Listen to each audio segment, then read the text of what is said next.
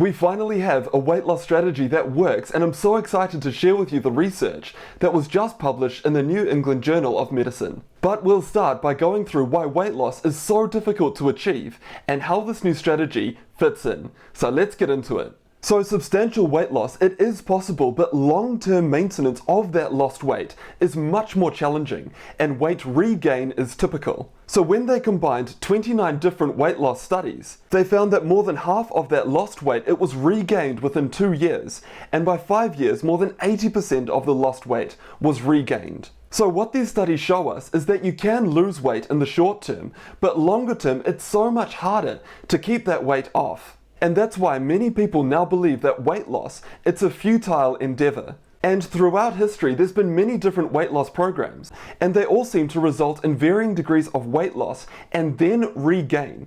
And here's why this seems to happen. As people progressively lose more and more weight, they fight an increasing battle against the biological responses that oppose further weight loss. So once people lose weight, their body fights to regain that weight. So for example, it's been estimated that for each kilogram of lost weight, the body burns less calories, so between about 20 to 30 calories less per day, whereas their appetite increases by around 100 calories per day. So it becomes harder and harder to lose weight and keep that lost weight off. So we know that the body's hormones start fighting against weight loss. And the typical response of patients is to then blame themselves as being lazy or lacking in willpower, and unfortunately, these sentiments are often reinforced by healthcare providers and the media. And for me, this is so wrong. We know that people are trying to lose weight, but they run into hormone problems with their bodies, where their bodies try and regain that weight, and it's unfair to blame people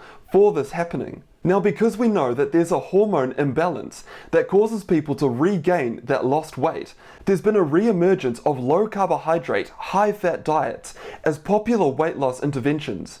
So such diets have been claimed to reverse that metabolic and hormone derangement that causes the body to fight against weight loss. So this theory is what's called the carbohydrate insulin model of obesity, and overall the theory goes that diets high in carbohydrates are particularly fattening because they increase the secretion of insulin and thereby drive fat accumulation. That results in a state of cellular starvation, leading to increases in hunger levels. So the theory goes that if you decrease carbohydrates, you decrease insulin, and by doing that, your cells feel full. But unfortunately, important aspects of this carbohydrate insulin model have failed experimental interrogation. So a lot of people have pinned their hopes on the keto diet, but unfortunately it seems to be the same story with long-term weight loss. That is the key point that we're trying to get across here. So even the keto diet that results in a massive weight loss initially, it's still really hard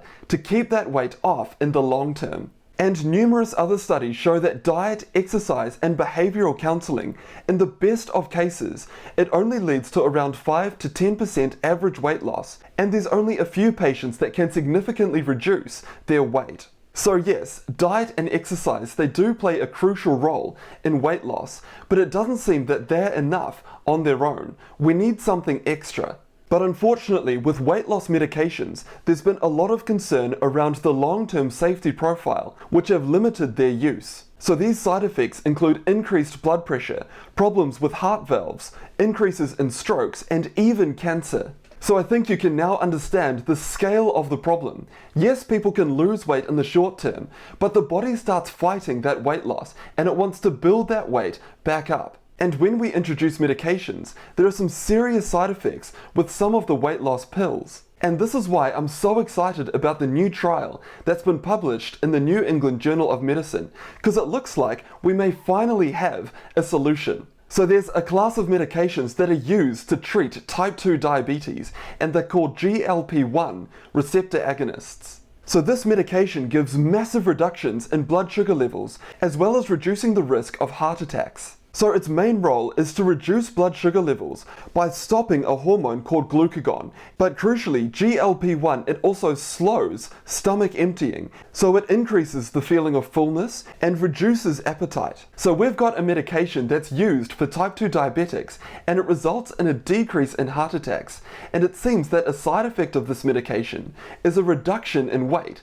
How epic a side effect is that? And it's this potential weight loss effect that the New England Journal of Medicine paper wanted to explore. So again, although lifestyle intervention represents the cornerstone of weight management, sustaining weight loss over the long term is challenging. So what this paper did is took a medication called Semaglutide, which is a GLP-1 medication. The authors conducted a randomized, double-blind, placebo-controlled trial at over 129 sites in 16 different countries. It involved just under 2,000 adults with a body mass index of 30 or greater. So these people were medically classified as obese. The trial ran for 68 weeks, and it's crucial to remember that this medication, it was in addition to lifestyle intervention. And just look at the difference between placebo and semaglutide.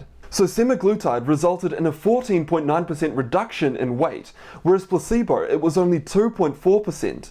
That is an absolutely massive difference. And importantly, in terms of safety, the adverse effects were around the same between semaglutide and placebo, with the most common issues being nausea and diarrhea that were mild to moderate and were only transient. So the weight loss from semaglutide, it stems from a reduction in energy intake owing to the decreased appetite, which is thought to result from direct and indirect effects on the brain. And after looking at this data, I am so excited about the future of weight loss. It looks like finally we've got a way to actually help people who are overweight. In my opinion, it's not right to blame people who are trying to lose weight but are struggling.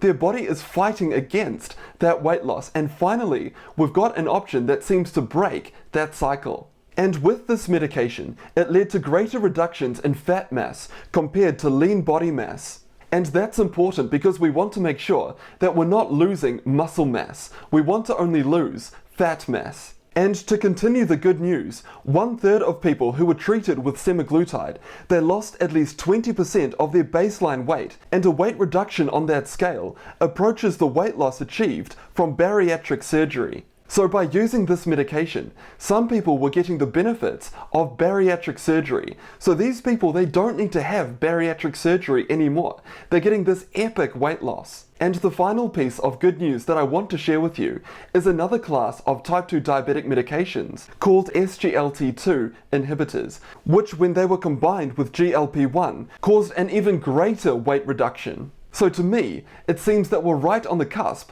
of making obesity a thing of the past, which is awesome not only for the environment, but for the general population as well. And when it comes to these medications, I've recently started prescribing them to some of the type 2 diabetic patients that I see in my clinic. So because of the funding model in New Zealand, I've only got access to the SGLT2 inhibitors. So I've been using that in my type 2 diabetic patients and getting epic results. So the take-home message that I get from this data is that diet and exercise are still the cornerstones of weight loss management, but finally we've got a way to help with that weight loss and keep that weight loss off.